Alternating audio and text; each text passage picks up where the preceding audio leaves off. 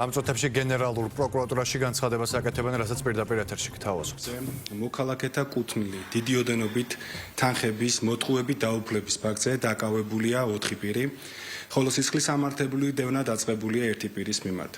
ბრალდებულთა ქმედებების შედეგად მოქალაქეთათვის მიყენებული ზიანი 3 მილიონამდე ლარს შეადგენს. შინაგან საქმეთა სამინისტროს მიერ ჩატარებული გამოძიები დადგენილია, რომ ტურისტული კომპანიის Smile Travel Georgia წარმომადგენლებმა 2024-25 წლებში საზღვარგარეთ მოგზაურობის ორგანიზების დაპირებით ფიზიკური პირებისაგან მასიურად მოახდინეს დიდი ოდენობით თანხების მობილიზება და 200-მდე დაზარალებულის კუთვნილი დაახლოებით 1 მილიონი ლარი მოტყუებით მიისაკუთრეს ისე, რომ აღებული ვალდებულება არ შეასრულეს. აღნიშნულ სისხლის სამართლის საქმეზე გამოძიება აქტიურად მიმდინარეობს ბრალდებულთა მიერ მოტყუებული სხვა პირების იდენტიფიცირების მიზნით. შესაბამისად, დაზარალებულთა რაოდენობა და თაღლითურად დაუფლებული თანხების მოცულობა შესაძლოა გაიზარდოს.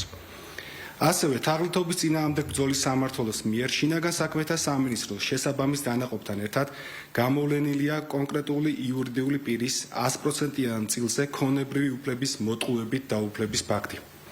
გამოძიები დადგენილია, რომ ბრალდებული ზეკარის წყაროების წარმომადგენლებს ფინანსური პრობლემების მოგვარებას დაპირდა, სანაცვლოდ კი წილების დათმობა მოითხოვა.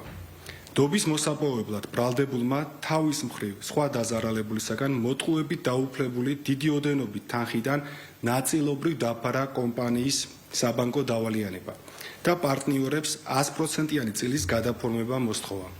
აღნიშნული ხერხით ბრალდებულმა კომპანიის 100%-იანი წილი ოჯახის წევრებზე გადააფორმა. თავად კი არც საწარმო საკრედიტო ვალდებულებებით დაფარა და ორგანიზაციის 100%-იან წილსაც მოტყუებით დაეუფლა. შედეგად იურიდიული პირის მესაკუთრეებს 1.500.000 ლარზე მეტის, ხოლო კიდევ ერთ დაზარალებულ პირს 163.000 ლარამდე ქონებრივი ზიანი მიადგათ.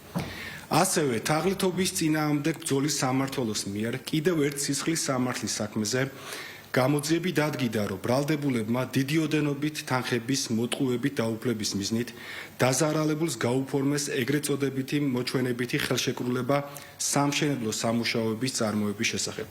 შეთანხმებისამრებ დაზარალებულებმა კონკრეტული სამუშაოებისათვის განკუთვნილი 123.000 ლარი ბრალდებულებს გადასცა. ბრალდებულებმა არ შეასრულეს ფორმალურად ნაკისრი ვალდებულება და მითითებული დიდი ოდენობის თანხა მიისაკუთრეს. აღნიშნულ სისხლის სამართლის საქმეებზე დაკავებულ პირებს ბრალდება საქართველოს სისხლის სამართლის კოდექსის 180 მუხლის მეორე და მესამე ნაწილები წარედგინათ, რაც სასჯელის სახით და ზომად 9 წლამდე ვადით თავისუფლების აკვეთას ითვალისწინებს. პროკურატურის შუამდგომობის საფუძველზე სასამართლომ ბრალდებულებს აკვეთი ღონისძიების სახით შეუფარდა პატიმრობა.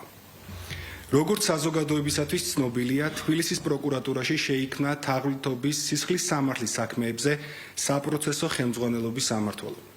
აღნიშნული დანაყოფი თბილისის პოლიციის დეპარტამენტის თაღლითობის წინააღმდეგ ბრძოლის სამმართველოზე საპროცესო ხელმძღვანელობას და შესაბამისად სისხლის სამართლის საქმეებზე სახელმწიფო ბრალდების მხარდაჭერას ახორციელებს.